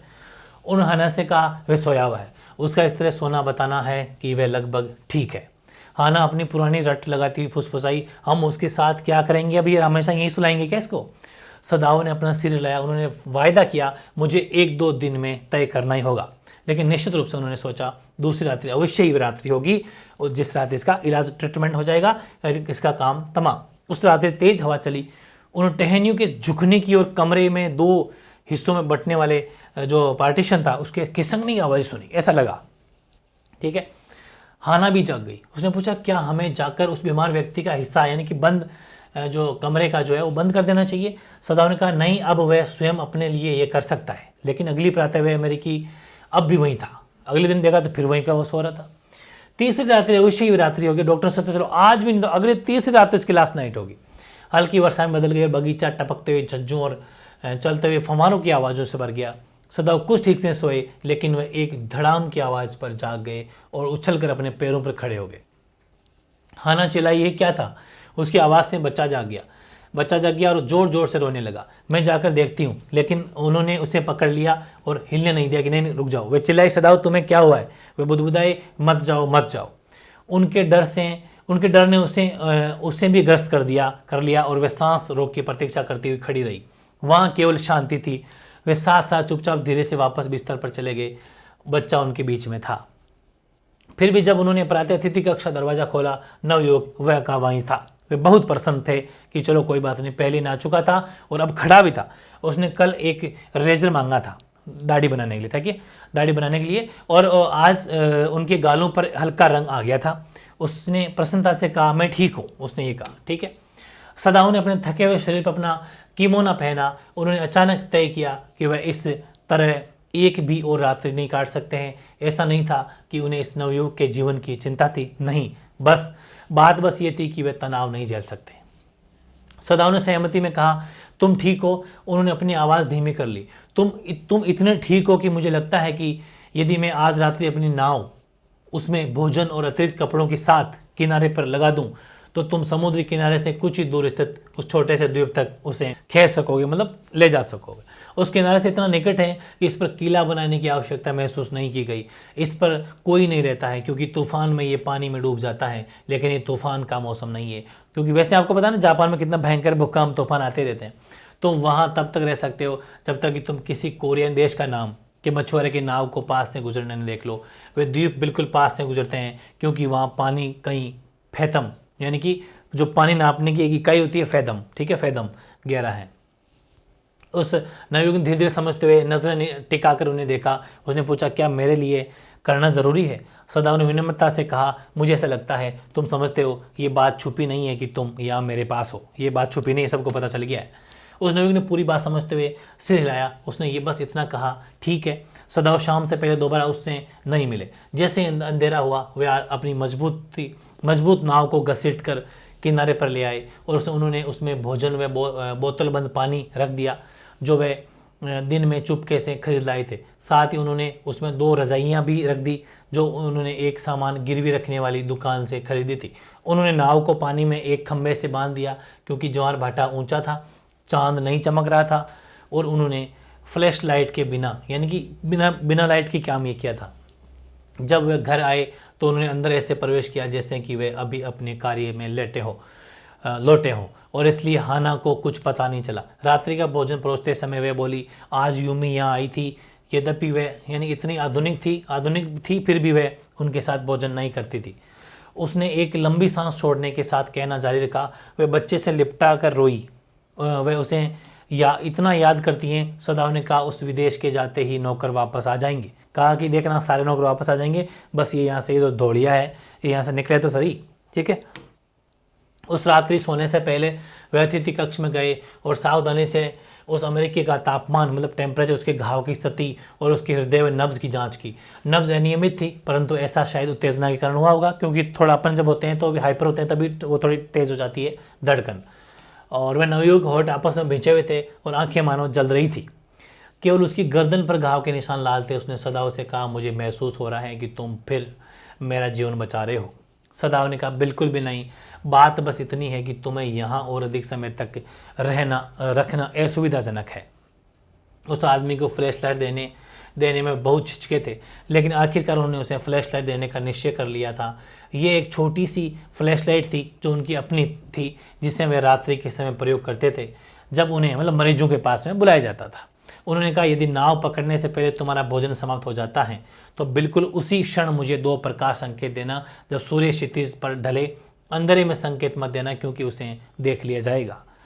सूर्य जब ढले उस टाइम देना ताकि जो सिर्फ हर किसी को नहीं दिखेगा, मुझे दिख जाएगा। तुम्हें पकड़ने के लिए आसानी से ताज़ी मछली मिल जाएगी, परंतु तुम्हें उसे कच्चा ही खाना पड़ेगा। आग लोगों को दिख जाएगी, आग मत जलाना। उस नवयुवक ने सांस लेते हुए कहा, ठीक है, ऐसा कर लूँगा। अब वह नवयुवक जापानी कपड़े पहने हुए था जो सदाओं ने उसे दिए थे और अंतिम क्षण में सदाओं ने उसके सुनहरे पीले सिर पर एक काला कपड़ा लपेट दिया था। सदाओं ने कहा, अब उस युवा अमेरिकी ने एक भी शब्द कहे बिना गर्मजोशी से सदाओं से हाथ मिलाया और फिर फर्श को पार करके सीढ़ियों से उतरकर बगीचे के अंधकार में चल दिया। एक बार दोबारा उसने अपनी फ्लैश लाइट को उसका रास्ता ढूंढने के लिए चमकते हुए देखा, लेकिन उस पर कोई शक नहीं करता। उन्होंने सदाओं तब तक प्रतीक्षा की जब तक किनारे से एक प्रकाश की चमक दिखाई नहीं दी। फिर उन्होंने कमरे के बीच से बांटने वाला जो स्क्रीन बंद कर दिया। उस रात वे सोए। जनरल ने कमजोर आवाज में पूछा, तुम कहते हो वह आदमी भाग निकला? उसका 1 सप्ताह पहले ऑपरेशन हुआ था, एक इमरजेंसी ऑपरेशन जिसके लिए सदाओं को रात बुलाया गया था। 12 घंटे तक सदाओं को आश्वस्त नहीं थे कि जनरल जीवित बचेगा।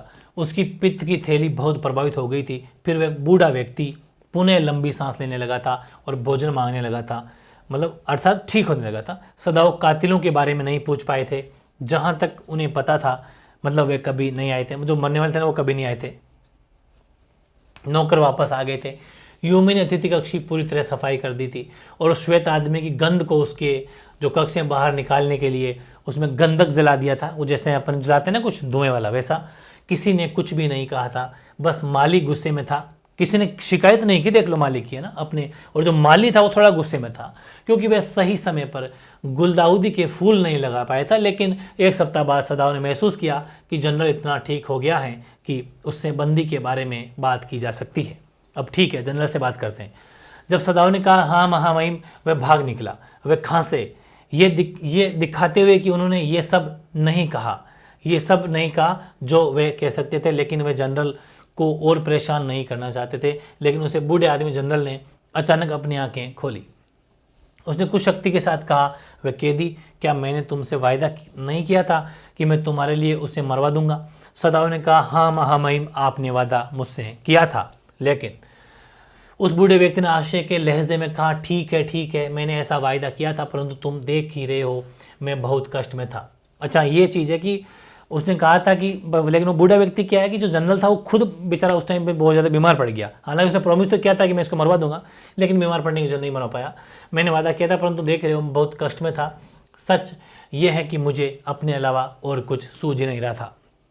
संक्षेप में मैं तुमसे किया गया अपना वायदा भूल गया। बात तो सच ही है। सदाओ बड़बड़ाए, मुझे आश्चर्य हुआ महामहिम, मुझे आश्चर्य हुआ क्योंकि मैं आपकी इतने दिनों से सेवा करता हूँ, हर तरह की बात मानता हूँ। या जब आप एक छोटा सा ये काम मतलब नहीं करे, छोटा सा तो नहीं है वैसे, लेकिन ये काम नहीं किया जनरल का, मैंने निश्चित रूप से बहुत लापरवाही की, लेकिन तुम समझते हो कि ये देशभक्ति कर्तव्य निष्ठा की कमी नहीं थी। उसने चिंता के भाव से अपने डॉक्टर की ओर देखा। यदि ये मामला प्रकाश में आता है तो तुम ये बात समझते हो ना? जनरल ने कहा कि अगर मार भी देते, अगर मामला बाहर आ जाता तो पक्का आपको जेल हो जाती, और जनरल ये नहीं चाहते थे कि इसको जेल हो। ठीक है, सदाओं का निश्चित रूप से महामहिम, उन्होंने अचानक समझ लिया कि जनरल उनकी हथेली में, मुट्ठी में नियंत्रण में था, और ये भी कि इसके परिणाम स्वरूप पूरी तरह सुरक्षित थे। उन्होंने बूढ़े जनरल से कहा, मैं आपकी निष्ठा और शत्रु के विरुद्ध आपके उत्साह के लिए शपथ खा सकता हूँ महामहिम। ठीक है, ओथ ले सकता हूँ, शपथ ले सकता हूँ। जनरल बड़बड़ाया, तुम एक अच्छा आदमी हो, और उसने अपनी आंखें मूंद ली। तुम्हें पुरस्कार मिलेगा, लेकिन उस रात्रि धुंधलके से बड़े समुद्र में काला दबाने अमेरिकी जो नवयुवक था, तलाशते हुए सदाओं को अपना पुरस्कार मिल गया था। ठीक है, सूर्यास्त के समय कोई प्रकाश का तीखा खंड मतलब किरण नहीं था, द्वीप पर कोई नहीं था, उनका बंदी जा चुका था सुरक्षित निस्संदेह, क्योंकि उन्होंने ऐसी चेतावनी दी थी कि वह केवल कोरिया की मतलब किसी मछुआरे की नाव की प्रतीक्षा करें। बस वह एक क्षण बरामदे में खड़े रहे, टकटकी लगाकर बाहर समुद्र को देखते हुए, जहाँ से उस रात्रि नवयुवक आया था, और उनके मस्तिष्क में हालांकि बिना किसी कारण के वे श्वेत चेहरे उभरे जिन्हें वे जानते थे। वे प्रोफेसर जिनके घर पर वे मतलब हाना से मिले थे, मतलब ये जो हैं ये डॉक्टर भी तो वहाँ जहाँ मिले थे वो भी तो गोरे लोग ही थे, वो भी अमेरिकन थे, जहाँ से इन्होंने हाना को पाया था, ये हाना के प्रोफेसर भी वही थे। तो एक नीरस व्यक्ति, ये इन सब की बातें याद आई अब, क्योंकि इन्होंने एक अमेरिकी गोरे लोग को इलाज किया है, तो इन्होंने सोचा कि यार अपने इलाज करके कोई एहसान नहीं करे, हमारे वहाँ पर भी तो वो भी तो यही थे, अमेरिकन थे।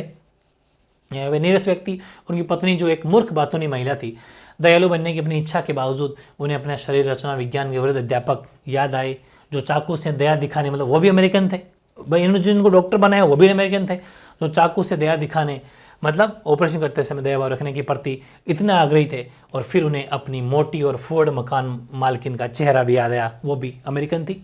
ठीक है, क्योंकि वहीं पर पड़े थे वो। उन्हें अमेरिका में रहने का स्थान ढूंढने में बहुत कठिनाई हुई थी, क्योंकि वह एक जापानी थे। अमेरिकी लोग पूर्वाग्रह से भरे थे और स्वयं को उनसे श्रेष्ठ जानते हुए उनमें रहना कठिन था। उन्हें कैसे उस अज्ञानी और गंदी वृद्ध महिला से घृणा हुई थी, जिसने आखिर में उन्हें अपने टूटे फूटे घर में रहने की अनुमति दे दी थी। ठीक है, उन्होंने एक बार उसके प्रति कृतज्ञ होने का प्रयास किया था, क्योंकि उसने मतलब उनके अंतिम वर्ष में उन्हें, जो कि उनका पढ़ाई का लास्ट वर्ष था, उन्हें इन्फ्लुएंजा होने के दौरान उनकी देखभाल की थी। लेकिन ये कठिन था, क्योंकि अपनी दयालुता में वह उसके प्रति कम भावुक नहीं थी। वह उन्हें उस बंदी का युवा दुबला पतला चेहरा याद आया, श्वेत और भावुक। उन्हें सोचा, अजीब बात है, मुझे आश्चर्य हो रहा है कि मैं उसे मार क्यों नहीं पाया। ठीक है, ये थे भाई ज़बरदस्त स्टोरी, बहुत ही बड़ी स्टोरी, वाकई बहुत बड़ी स्टोरी है। एक बार पढ़ जरूर लेना, क्योंकि इतनी मेहनत मैंने की है। मैंने अगर वर्ड पढ़ लिया तो एक एक शब्द एक एक वर्ड पढ़ लिया तो आप क्यों नहीं पढ़ सकते। ठीक है, स्टोरी आराम से पढ़ लोगे तो सारी बात समझ में आ जाएगी। फाइनली क्वेश्चन आंसर की तरफ पास पहुंच गए अपन। Who was doctor Sadao, where was his house?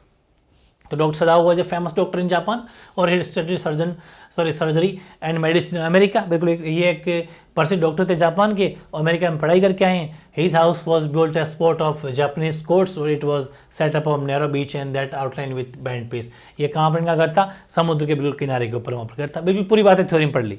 Will doctor Sadao be arrested on the charge of harbouring an enemy? No, इनको अरेस्ट नहीं किया गया था। No, doctor Sadao will not be arrested on the charge of harbouring, मतलब जो देशद्रोह का होता है on enemy. His servants will not disclose to matter, मतलब डॉक्टरों ने जो सर्वेंट है, नौकर थे, उन्होंने कहीं पर भी इनकी बात को डिस्क्लोज नहीं किया था, मतलब बाहर ओपन नहीं किया था। Doctor Sadao will tell everything to general but the general will become careless, thus Sadao will remain safe. तो इसलिए जनरल भी था, उन सब ने भी इनकी केयर की थी, हमेशा उनकी हेल्प की थी, इसलिए वजह से जो सदाओ है वो हमेशा के लिए बिल्कुल सेफ रहे। तीसरा, will Hana help the wounded man and wash him herself? Answer, at first Hana will hesitate to help the wounded man as he belongs to their enemy country. बिल्कुल उसके, क्योंकि जो हाना थी ना वो भी तो वहीं पर अमेरिका में पढ़ी लिखी थी, इनके एनिमी मतलब जो शत्रु जो आया था इनका, उनकी कंट्री पढ़ी थी। But her humanity will force her to be kind, बिल्कुल जो इंसानियत है वो मतलब हर किसी में दयालुता भर देती है। तो when her maid servant Dennis were wash the man, मतलब उन्होंने उसको फिर मतलब मना कर देने के बाद में इन्हें उसकी सफाई की थी। और हाना हरसेल्फ विल वॉश हिम, मना कर दिया तो हाना ने उसकी जो उसको नहलाया धुलाया था। What will doctor Sadao and his wife do with the man? क्या किया था उन्होंने? तो firstly after operating upon the man successfully doctor Sadao will take proper care of him. बिल्कुल ऑपरेशन अच्छे से किया था, प्रॉपर केयर भी करते थे, हर बार चेक करने आते थे। और he will do regular checkup for his health, हमेशा चेक करते थे उसको। और his wife will feed him with her on hands, अपने हाथों से मतलब जो है सब काम किया, खाना भी वही बनाते थे। In short they both will behave very kindly with him, बहुत ही दयालुता के साथ में पेश आए दोनों। What will doctor Sadao get rid for of the man? तो doctor Sadao will give him a boast with enough food and clothes in it, बिल्कुल दिया था। और he will instruct him to reach a nearby island, उसने कहा था कि पास में एक द्वीप है वहाँ चले जाओ, जैसे मैंने स्टोरी बताई थी आपको, टॉर्च भी दी थी साथ में। From there he will able to take a Korean boat and escape to freedom. ठीक है, और 10 doctor Sadao will get off, मतलब कहा था ना कि कोरियाई जो मछुआरे आपको पास में मिलेंगे उनकी हेल्प से आप आराम जा सकते हो, और वो चला गया था। फिर कुछ इंपॉर्टेंट क्वेश्चन और ले लेते हैं अपन कि what impression of doctor Sadao father do you have from the story? तो सदाओ फादर वॉज डेडिकेटेड फादर, बिल्कुल सही है, बहुत ज़्यादा मतलब इनकी पढ़ाई के बारे में ध्यान देते थे। He took great pain in taking care of his only son, वो सिर्फ अपने बेटे के लिए हमेशा इतने परेशान रहते थे। He sent his son even to America for higher education, पढ़ाई के लिए अमेरिका भेजा था। So he was an ideal father, इसलिए हम कह सकते हैं जो पिताजी थे वाकई आइडियल फादर थे। Why was Sadao sent to America? Sadao father was very much concern about his son's education, इसकी पढ़ाई को लेकर बहुत हमेशा वो चिंतित रहते थे और एक्टिव भी थे। He wanted to see him a famous surgeon, so Sadao was sent to America, वो हम इसको चाहते थे कि डॉक्टर बने, सर्जन बने, और इसलिए उन्होंने इनको अमेरिका, सदाओ को अमेरिका भेजा था। Why was Sadao not sent with troops? तो Sadao was perfectly discovery and the old general might need an operation any time, so Sadao was not sent with troop. मतलब विदेश में क्यों नहीं भेजा था सदाओ को? क्योंकि जो बूढ़ा जनरल था उसको कभी बीमार पड़ सकता है, कभी उसका ऑपरेशन हो सकता है, इसलिए सदाओ को यहीं पर रखा गया, क्योंकि ये सदाओ जो है वो एक फेमस सर्जन थे। However Sadao and Hana married to each other, कैसे दोनों की मतलब शादी हुई थी? तो doctor Sadao told his father about his love for Hana, और हिज फादर फर्स्ट कन्फर्म, पहले चेक करेंगे कि जो ये पक्की जापानी है कि नहीं है, that she was pure Japanese race, then they were married. उसके उन्होंने चेक किया तो पता चला कि हाँ बिल्कुल ये जापानी है, तो फाइनली उनकी शादी हो गई। Fifth, what prompted doctor Sadao to save the soldiers life? या फिर doctor Sadao hated all Americans yet he save the life of American soldier, why? Explain. देखो Sadao was a doctor, so the dedication to his profession prompted his save the soldiers life, तो he belong to his enemy country. यही तो बात है भाई, सदाओ एक doctor था, doctor का क्या फर्ज होता है? सबसे पहले चाहे कोई भी उसकी जान बचाई जाए, बस वही था इसलिए। 6. How did servant behave when Sadao sheltered a white man in his house, यानी कि जो इनके नौकर थे उन्होंने कैसे मतलब उनका जो है घर में उसी वाइट मैन को रख लिया तो उसका सहयोग क्यों नहीं किया। तो देखो the perit servant did not like to shelter an enemy shoulder in the house, मतलब घर के अंदर जो नौकर थे वो ये उसको जो वाइट मैन है उसको रखना पसंद नहीं करते थे। So they refuse to cooperate and even left their job, इसलिए उन्होंने अब सहयोग करने से मना भी कर दिया, इवन नौकरी भी छोड़ दी, वहाँ से चले गए। What efforts did Dr. Sadao and Hana make to save the American soldier? क्या क्या किया था उसकी ज़िंदगी बचाने के लिए, तो आप सबको पता ही चल गया कहानी में। Dr. Sadao and his wife brought the wounded man to home and helped him greatly. Sadao operate on him, operation किया and save his life for removing the bullet from his body, और अपने उसके शरीर में से एक जो गोली थी, बुलेट थी, वो भी निकाल दी। और एक बहुत ही बढ़िया क्वेश्चन नंबर 8 लगाना, ज़बरदस्त इंपॉर्टेंट क्वेश्चन है। Give a characteristics of doctor Sadao, very important है भाई, 100% चांस है आने के, वेरी वेरी इंपॉर्टेंट है ये, 100% चांस है, क्योंकि एक ह्यूमन बीइंग को जगाने का एक सबसे बेस्ट एग्जाम्पल है। ह्यूमन बीइंग के लिए अगर बात करें तो सबसे बेस्ट एग्जाम्पल है। Doctor Sadao is not only a good doctor but also true human being, एक इंसान के तौर पर देखा जाए तो अच्छे डॉक्टर नहीं थे, एक अच्छे इंसान भी थे। He has good knowledge of medicine and surgery, बिल्कुल बहुत अच्छा नॉलेज था इनको मेडिकल साइंस का और सर्जरी ऑपरेशन करने का। He also remembers that he has been trained to save lives against all odds. As a good human being, his heart is full of sympathy for all. Saving lives is in religion. ठीक है, that is why he saves the life of a soldier who belongs to enemy country. उनके दुश्मनी country था फिर भी उसकी life बचाई। He is also a loving husband and बिल्कुल obtained son. और ये एक लविंग हस्बैंड भी थे, अपनी वाइफ से कितना प्यार करते थे कि उसके लिए किस हद तक ये चले गए, और अपने बेटे से भी। तो बहुत ही मतलब कि अच्छे इंसान के तौर पे देखा जा सकता है डॉक्टर सदाओ को। फिर what thoughts came to mind of Sadao and Hana they saw the white man, तो सीइंग जैसे ही वाइट मैन को देखा था उनके दिमाग में मतलब क्या क्या वो विचार आए, क्या सोचा। तो seeing the white man eight their door step, जैसे उन्होंने देखा अपनी उस बालकनी से नीचे देखा तो वो था, तो Sadao and Hana were puzzled but they felt pity and seeing him wounded, देखना मतलब देखा वहाँ पर जाके तो ही बेहतर, but he belong to their enemy country and saving his life would be an unpatriotic act, हो सकता है कि अगर इसको हम लाइफ बचा दी तो किसी एक्ट में कानून में हम पकड़े जाएंगे। और they were faced by a dilemmic whether to help the man in this wounded state और hand him over the police. फिर सोचा ये काम करे, इसको देख लेते हैं, या तो उसको क्या करते हैं कि पुलिस के हवाले कर देते हैं, ठीक है। और their servants were against the ideas of their, या फिर इसको ठीक कर देते हैं, लेकिन जो नौकर थे वो इनके अगेंस्ट हो गए कि इनका जो आइडियाज़ था वो उनको पसंद नहीं आया कि नहीं वाइट मैन को रखना नहीं चाहिए, वापस समुद्र में फेंक देना चाहिए। और उन्हें फिर पसंद नहीं आने की वजह से उन्होंने नौकरी भी छोड़ दी थी।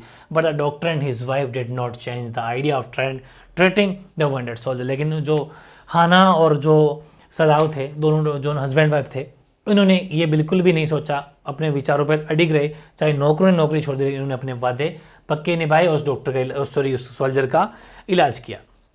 और आज का last question, how does the story show that basic human goodness overpowers all the other factors, अगर हम देखें तो कैसे मतलब ये अपने जो इंसानियत होती है उसका एक अच्छा प्रतीक मान सकते हैं, वो वाली बात है। तो this story give the message of human love and brotherhood, ये भाईचारे की और इंसान से जो इंसान प्यार करता है उसका सबसे अच्छा संदेश देने वाली कहानी है। He teaches us to rise above narrow feelings of nationality and consider the whole world as our family, ठीक है। एक राष्ट्रीयता के मतलब उसको बिल्कुल नीचा दिखा देती है कहीं कहीं पर, अगर हम पूरे संसार को एक परिवार माने तो। We see that basic human goodness overpowers of all other factors, we learn to listen to our consciousness that basically good. We learn to develop human feelings in us and put them above everything else in practical life. बिल्कुल सही बात है, सब हर कोई बात बाद में है, पहले ह्यूमन बीइंग है, इंसान से प्यार करता है और इंसान को इंसानों से प्यार करना ही चाहिए, वो बड़ी चीज़ है। किसी के जीव को बचाना सबसे बड़ी चीज़ है, वो बाद में देखा जाएगा कि उसको क्या पनिश करना है, क्या सज़ा देनी, वो न्याय अपने आप करेगा, कोर्ट फैसला करेगा। लेकिन आप अगर किसी की जीव बचा सकते हो तो आपको बचाना चाहिए। ज़बरदस्त चैप्टर है, बड़ी ज़रूर स्टोरी है, लेकिन पढ़ना है भाई, घबराना नहीं, ये बड़ी मज़ेदार स्टोरी है, आपको भी यहाँ से बहुत कुछ सीखने को मिलेगा। बहुत ही प्यारा सा चैप्टर अपना कंप्लीट।